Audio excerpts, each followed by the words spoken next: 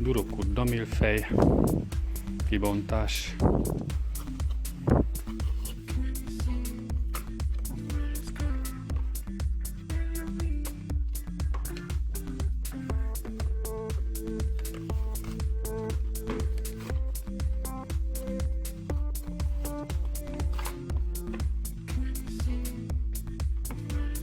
Ezekhez a típusokhoz jó.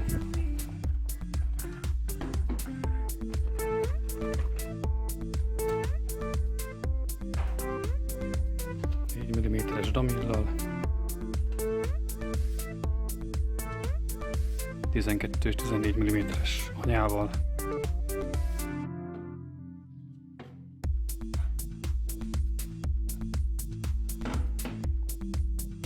Van hozzá előre levágott damil.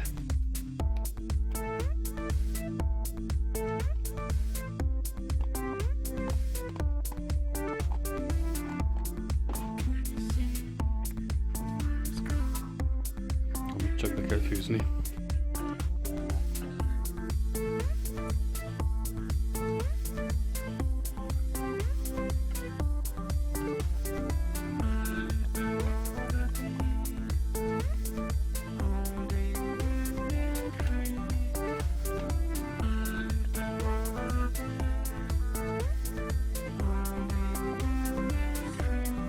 Befűzzük a szálakat. Felé már nem jön, de a túloldalon át lehet húzni.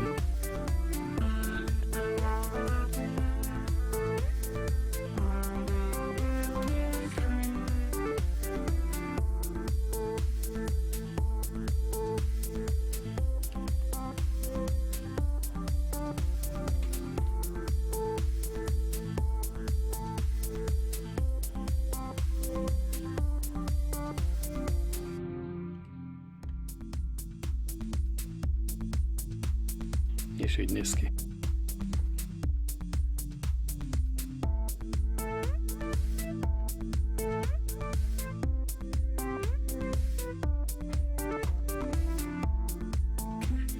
Használati utasítás.